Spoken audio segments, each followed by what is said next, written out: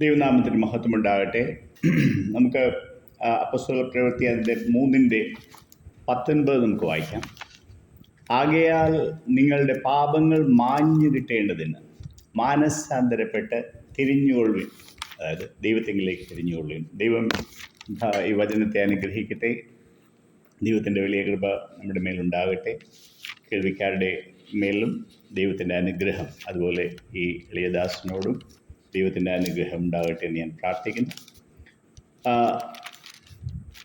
ദൈവത്തിങ്കിലേക്ക് തിരിയുന്നതിൻ്റെ ആദ്യ ചുവട്, അതായത് ഫസ്റ്റ് ഒരു മാനസാന്തരമാണ്. അത് നമ്മൾ ഒരു വ്യക്തിപരമായ മാനസാന്തരമാകാം, ഒരു കളക്റ്റീവ് മാനസാന്തരം, അതായത് സഭയായിട്ട് ഉള്ളൊരു മാനസാന്തരം. ഇവിടെ ഉദ്ദേശിക്കുന്നത് കൂടുതലും ഒരു പൊതുവായിട്ടുള്ളൊരു മാനസാന്തരമാണ്. നമുക്ക് ഇന്ന് വളരെയധികം ആവശ്യമായിരിക്കുന്ന ഒരു കാര്യം, ഒരു ആത്മീയ സത്യം, മാനസാന്തരത്തിൻ്റെ യഥാർത്ഥ മാനസാന്തരത്തിൻ്റെ അനുഭവമാണ്. ഇതിനോടനുബന്ധിച്ച് നമുക്ക് യോവേൽ അതിൻ്റെ 2-ാം അധ്യായം, യോവേലിൻ്റെ 2-ാം അധ്യായം അതിൻ്റെ 1-ാം വാക്യം അതിങ്ങനെ വായിക്കുന്നു. സിയോനിൽ കാഹളമൂതുവിൻ, എൻ്റെ വിശുദ്ധ പർവ്വതത്തിൽ അയ്യം വിളിപ്പിൻ. യഹോവയുടെ ദിവസം വരുന്നത് കൊണ്ടും അത് അടുത്തിരിക്കുന്നത് കൊണ്ടും ദേശത്തിലെ സകല നിവാസികളും നടുങ്ങിപ്പോകട്ടെ. നമുക്കെല്ലാവർക്കും അറിയാവുന്നതുപോലെ ഈ യഹോവയുടെ ദിവസം അത് അത്ര കംഫർട്ടബിളായിട്ടുള്ള ഡേയ്സ് അല്ല. അത് ഒരു ന്യായവിധിയുടെ ദിവസമാണ്. കർത്താവ് വായിക്കാതെ വിട്ടതാണ് യഹോവയുടെ പ്രതികാര വർഷം എന്ന് പറഞ്ഞതുപോലെ. പ്രതികാര ദിവസം, പ്രസാദ വർഷം എന്നാൽ പ്രതികാര ദിവസമാണ്. ആക്ച്വലി അത് വളരെ ദൈവത്തിൻ്റെ സ്നേഹമാണ്. അല്ലെങ്കിൽ നമ്മളെല്ലാവരും കഷ്ടപ്പെട്ടു പോയതിന്, വലഞ്ഞു പോയതിന് അതും ഒരു വർഷമായിരുന്നെങ്കിൽ. ഇവിടെ നാം കാണുന്നത് സിയോനിൽ കാഹളമൂതുവിൻ. സിയോൻ എന്ന് പറയുമ്പോൾ പ്രിയപ്പെട്ടവരെ, നാം വളരെയധികം ശ്രദ്ധിക്കേണ്ട ഒരു വിഷയമാണ് സിയോൻ എന്ന് പറയുന്നത്. സിയോൻ എന്ന് പറഞ്ഞാൽ it's A realm of perfection.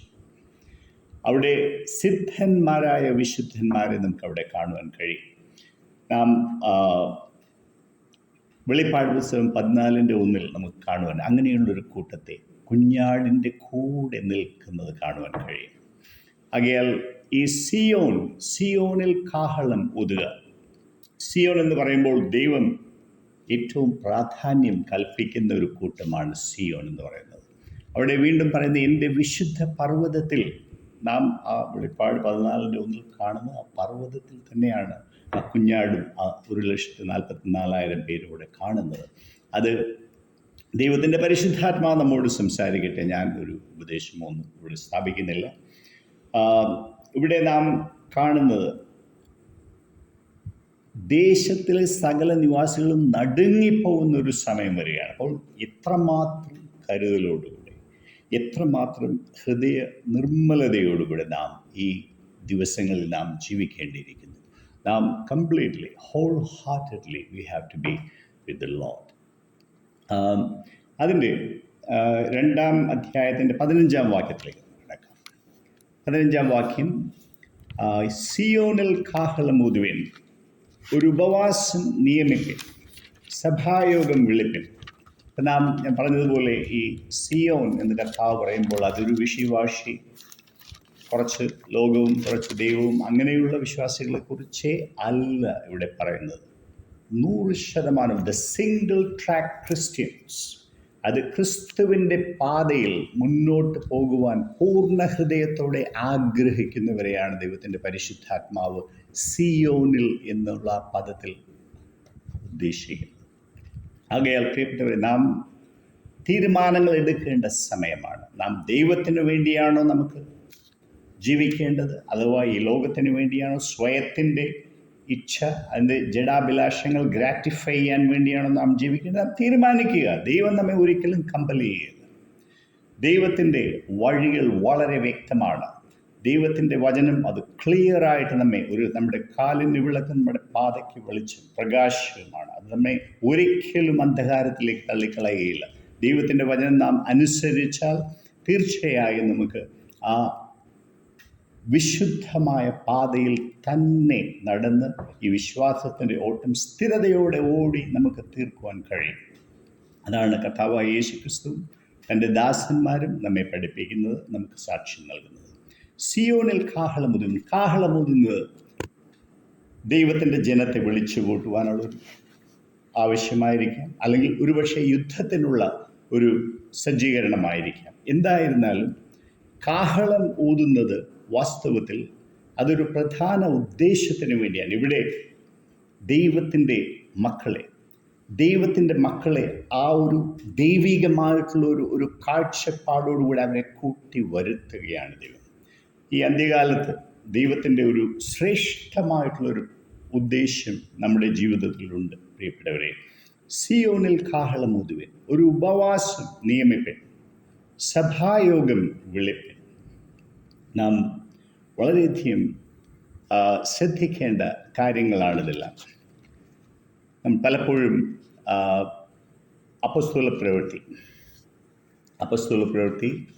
അതിൻ്റെ 5-ാം അധ്യായം, അതിൻ്റെ 5-ാം അധ്യായത്തിൻ്റെ 42-ാം വാക്യം ഇവിടെ നാം വായിക്കുന്നത്,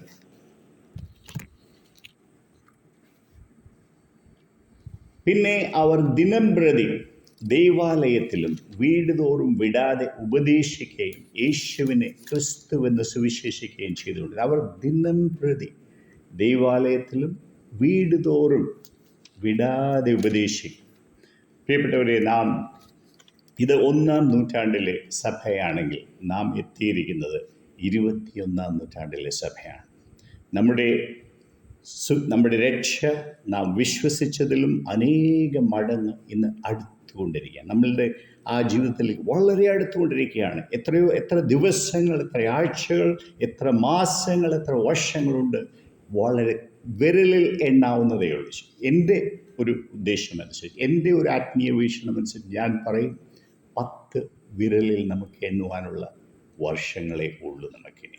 അപ്പോൾ ഏതായാലും ഞാനൊരു പ്രവചനമൊന്നും പറയുന്നതല്ല, പക്ഷേ എൻ്റെ ഒരു ആത്മീയ വിവേചനത്താൽ ഞാൻ പറയുന്നതാണ്. കാരണം അതും അത്രമാത്രം ഫാസ്റ്റായിട്ടാണ് കാര്യങ്ങളും ആഗോള വ്യാപകമായിട്ട് എല്ലാം മൂവ് ചെയ്തുകൊണ്ടിരിക്കുന്നത്. AI അതുപോലെ എല്ലാ കാര്യങ്ങളും നമ്മൾ നോക്കിയാൽ ദൈവം തൻ്റെ വൃതന്മാർക്ക് വേണ്ടി ആ ദിവസങ്ങൾ കുറയ്ക്കുന്നില്ലെങ്കിൽ നമ്മളെ വളരെ വലച്ചു കളയും. കാരണം ഒരുപക്ഷെ അടുത്ത സമയങ്ങളിൽ ഇപ്പോൾ ഒരു വ്യക്തി നമ്മളുടെ ബസ്സിൽ നമ്മൾ ട്രാവൽ ചെയ്യുകയാണെങ്കിൽ ഒരു വ്യക്തി നമ്മളുടെ അടുക്ക് വന്നിരുന്നു. അത് യഥാർത്ഥ മനുഷ്യനാണോ അല്ലെങ്കിൽ ഒരു AI ഗൈഡഡ് ഒരു ഹ്യൂമനോയിഡാണോ നമുക്ക് അറിയാൻ പറ്റുകയില്ല. അതുപോലെ ലോകം മാറാൻ പോവുകയാണ് പ്രിയപ്പെട്ടവരെ. ആകയാൽ നമുക്ക് നമ്മുടെ ദൈവത്തിൻ്റെ വചനത്തിങ്കിൽ വിറയ്ക്കാം, നമുക്ക് ദൈവത്തിൻ്റെ സന്നിധിയിലേക്ക് നമുക്ക് വരാം. 16-ാം വാക്യം, യോവേൽ 2:16, ജനത്തെ കൂട്ടിവരുത്തുവിൻ, സഭയെ വിശുദ്ധീകരിപ്പിൻ, മൂപ്പന്മാരെ കൂട്ടിവരുത്തുവിൻ, പൈതങ്ങളെയും മുലകുടിക്കുന്നവരെയും ഒരുമിച്ച് കൂട്ടുവിൻ, മണവാളൻ മണവറയും മണവാട്ടി ഉള്ളറയും വിട്ട് പുറത്തു വരട്ടെ. പ്രിയപ്പെട്ടവരെ, ഇതിൻ്റെ kind of urgency in the spirit ദൈവാത്മാവിൻ്റെ urgency വളരെ, ഇതിൽ നമുക്കറിയാം, ഒരു മുലകുടിക്കുന്ന പൈതലിനെ പോലും മാറ്റി നിർത്തിയിട്ടില്ല. അത്രമാത്രം ഇമ്പോർട്ടൻ്റ് ആണ് പ്രിയപ്പെട്ടവരെ. ദൈവത്തിൻ്റെ priorities cannot wait. It cannot wait. Blessed people of God, blessed saints, we need to be serious. നാം ദൈവത്തിൻ്റെ വചനം വായിക്കുമ്പോൾ വിറയ്ക്കണം. ദൈവത്തിൻ്റെ വചനം വായിക്കുമ്പോൾ അതിൻ്റെ പൂർണ്ണമായിട്ടുള്ള ഗൗരവബോധം നമ്മളിൽ ഉണ്ടാകേണ്ടിയിരിക്കുന്നു. ഈ ഒരു മനോഹര വചനം നാം കേട്ടു, 16-ാം വാക്യം. അതിനുശേഷം അതിൻ്റെ 17-ാം വാക്യം, യഹോവയുടെ ശുശ്രൂഷകന്മാരായ പുരോഹിതന്മാർ പൂമുഖത്തിൻ്റെയും യാഗപീഠത്തിൻ്റെയും മധ്യേ കരഞ്ഞുകൊണ്ട്, യഹോവേ, നിന്റെ ജനത്തോട് ക്ഷമിക്കണമേ, ജാതികൾ അവരുടെ മേൽ വാഴുവാൻ തക്കവണ്ണം നിന്റെ അവകാശത്തെ കേൾപ്പിക്കരുതേ, അവരുടെ ദൈവം എവിടെയെന്ന് ജാതികളുടെ ഇടയിൽ പറയുന്നത് എന്തിന് എന്നിങ്ങനെ പറയട്ടെ. ഇവിടെ ആത്മീയ നേതൃത്വത്തിലുള്ളവർ, സഭാമൂപ്പന്മാർ, സഭയിൽ അഭിഷേകം ചെയ്യപ്പെട്ട സഭയുടെ ദൂതന്മാർ, അവർക്കുള്ള ഒരു ശുശ്രൂഷയാണ്. ജനങ്ങൾക്ക് വേണ്ടിയുള്ള അഭയയാചന, വിശ്വാസികൾക്കായിട്ടുള്ള അഭയയാചനയാണ്. ആ ശുശ്രൂഷ എത്ര മഹത്വമുള്ളതാണെന്ന് നാം അറിയേണ്ടിയിരിക്കുന്നു പ്രിയപ്പെട്ടവരെ. പലപ്പോഴും നാം ഇങ്ങനെയുള്ള മഹത്വമാർന്ന ശുശ്രൂഷകളെ നാം മറന്നു പോകുന്നു. ഒരിക്കലും മറക്കുവാൻ പാടില്ല. ഇവിടെ ഒരു സത്യം എനിക്ക് പറയാനുള്ളത്, അത് എബ്രായ ലേഖനത്തിൻ്റെ 13:17, നിങ്ങളെ നടത്തുന്നവരെ അനുസരിച്ച് കീഴടങ്ങിയിരിപ്പിൻ, അവർ കണക്ക് ബോധിപ്പിക്കേണ്ടുന്നവരാകയാൽ നിങ്ങളുടെ ആത്മാക്കൾക്ക് വേണ്ടി ജാഗരിച്ചിരിക്കുന്നു. ഇത് അവർ ഞരങ്ങിക്കൊണ്ടല്ല, സന്തോഷത്തോടെ ചെയ്യുവാൻ ഇടവരുത്തുവിൻ, അല്ലാഞ്ഞാൽ നിങ്ങൾക്ക് നന്നല്ല. പലപ്പോഴും ഞാൻ ബ്രദർ മാത്യു ജോർജ് തൻ്റെ ആത്മീയ ഭാരങ്ങൾ സഭയിൽ ചൊരിയുന്നത് ഞാൻ കണ്ടിട്ടുണ്ട്. പലപ്പോഴും ഒരു ദേഷ്യത്തോടു കൂടെയോ അല്ലെങ്കിൽ അല്പം കോപത്തോടു കൂടെയൊക്കെ താൻ നമ്മെ പ്രബോധിപ്പിക്കേണ്ട ആവശ്യം വരും. പലപ്പോഴും പ്രിയപ്പെട്ടവരെ, അത് കോപമല്ല, അത് ദൈവത്തിൻ്റെ സ്നേഹമായിട്ട് നമുക്ക് മനസ്സിലാക്കുവാൻ കഴിഞ്ഞാൽ അനുഗ്രഹിക്കപ്പെട്ടവരാകുന്ന ഇങ്ങനെയുള്ളവർക്ക് വേണ്ടി നാം പ്രാർത്ഥിക്കേണ്ടിയിരിക്കുന്നു പ്രിയപ്പെട്ടവർ. കാരണം അവർ നമ്മുടെ ആത്മാക്കൾക്ക് വേണ്ടി ജാഗരിക്കുന്നവരാണെന്നാണ് ദൈവത്തിൻ്റെ വചനം പറയുന്നത്. അവരുടെ ആ ആത്മീയ ഈ പ്രവാസകാലം ഏറ്റവും മനോഹരമായി തീർക്കുവാൻ നാം അവർക്ക് വേണ്ടി പ്രാർത്ഥിക്കേണ്ടിയിരിക്കുന്നു.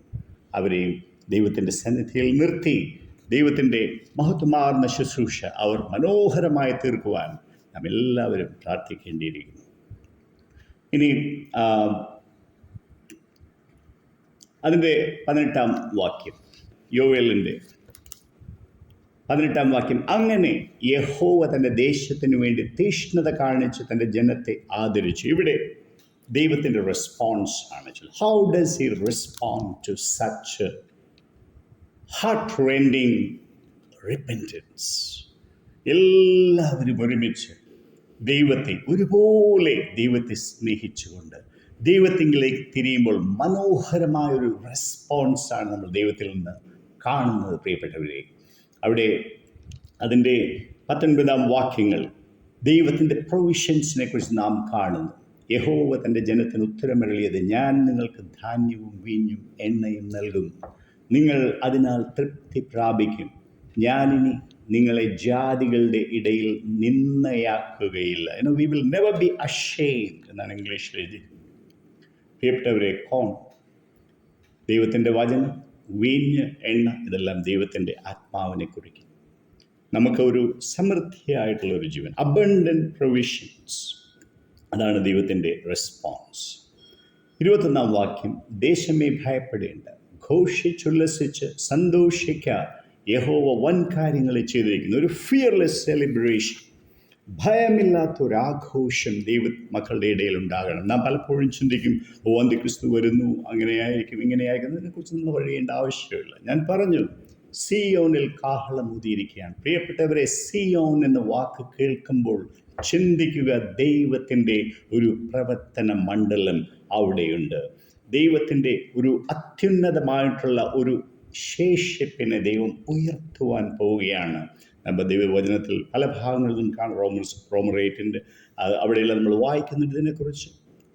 ദൈവപുത്രന്മാരുടെ വെളിപ്പാടിനെ കുറിച്ച് നാം വായിക്കുന്നുണ്ട്. ഏതായാലും നാം ദൈവത്തിൻ്റെ വചനത്തെ ശക്തമായിട്ട് എടുത്തുകൊണ്ട് ദൈവത്തിൽ വിശ്വസിച്ച് ആശ്രയിച്ച് നമുക്ക് മുന്നോട്ട് പോകാം.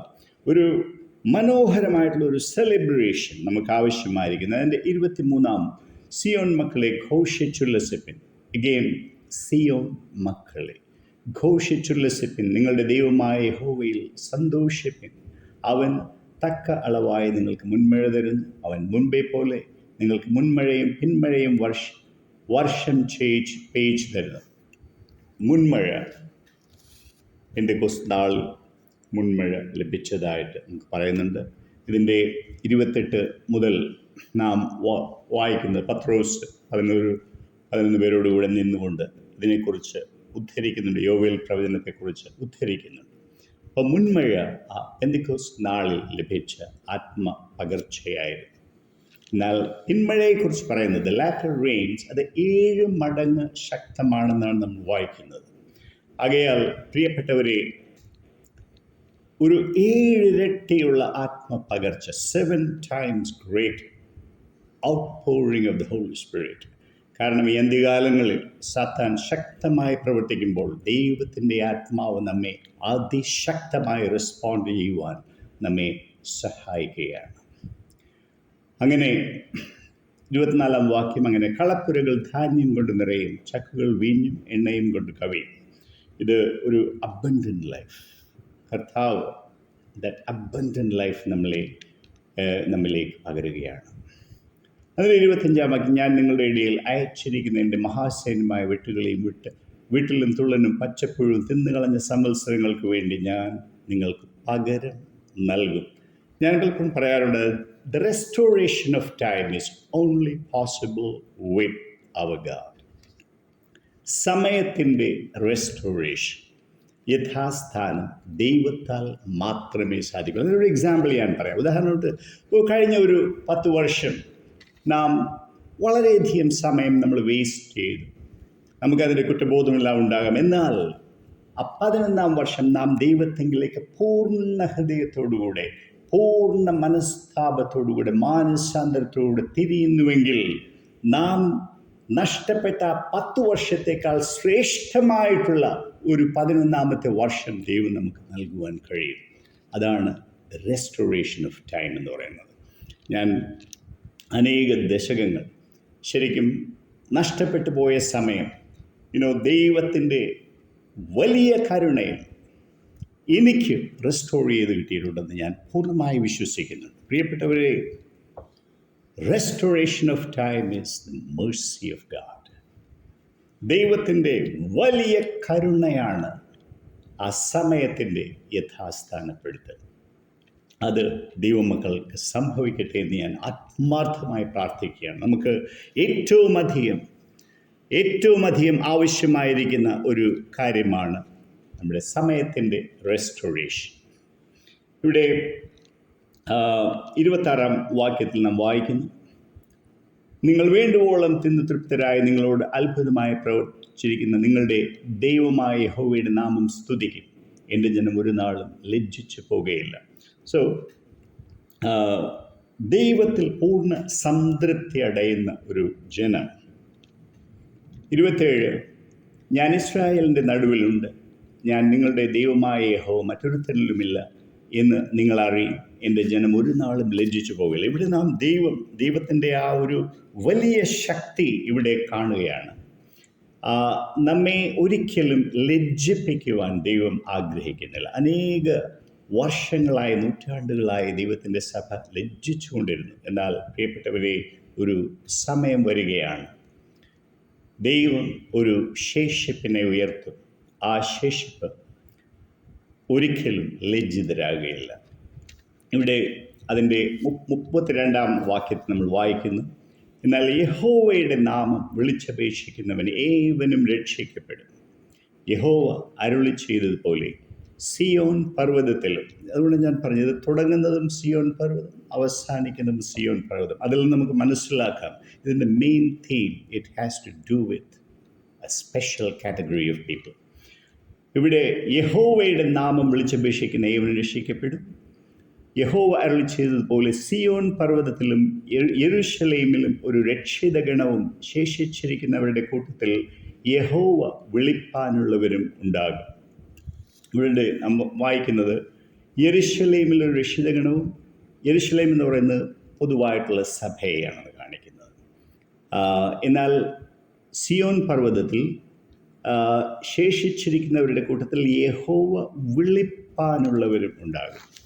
നാം ഒരു കാര്യം നാം മനസ്സിലാക്കേണ്ട ഒരു സത്യം, യഹോവ വിളിക്കുന്നത്, അത് നമ്മുടെ കർത്താവാം ദൈവം വിളിക്കുന്നത്, നാം റോമർ 8 അതിൻ്റെ 28-ഉം 29-ലും നാം വായിക്കുന്നുണ്ട്. ഇവിടെ നാം വായിക്കുന്നത്, എന്നാൽ ദൈവത്തെ സ്നേഹിക്കുന്നവർക്ക് നിർണയപ്രകാരം വിളിക്കപ്പെട്ടവർക്ക് സകലവും നന്മയ്ക്കായി കൂടി വ്യാപിക്കുന്നു.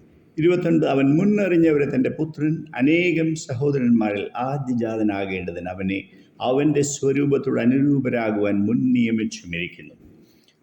മുൻ നിയമിച്ചവരെ വിളിച്ചവരെ നീതീകരിച്ചവരെ തേജസ്കരിച്ചുമിരിക്കുന്നു. അപ്പം നമ്മെ ക്രിസ്തുവിനോട് അനുരൂപപ്പെടുത്തുവാനായിട്ടാണ് ദൈവത്തിൻ്റെ ആഗ്രഹം. അതായത് ക്രിസ്തു നമ്മിൽ വർദ്ധിക്കേണ്ടിയിരിക്കുന്നു. ഞാൻ നാം ധ്യാനിച്ചുകൊണ്ടിരിക്കുന്ന ഒരു യെശയ്യാവിൻ്റെ 53 അതിൻ്റെ 10-ാം വാക്യം കൂടി വായിക്കാൻ ആഗ്രഹിക്കുകയാണ്. എന്നാൽ അവനെ തകർത്ത് കളവാൻ യഹോവയ്ക്ക് ഇഷ്ടം തോന്നി, അവന് കഷ്ടം വരുത്തി, അവൻ്റെ പ്രാണനൊരു അകൃത്യയാഗമായി തീർന്നിട്ട് അവൻ സന്തതിയെ കാണുകയും ദീർഘായുസ് പ്രാപിക്കുകയും യഹോവയുടെ ഇഷ്ടം അവൻ്റെ കൈയാൽ സാധിക്കുകയും ചെയ്യും.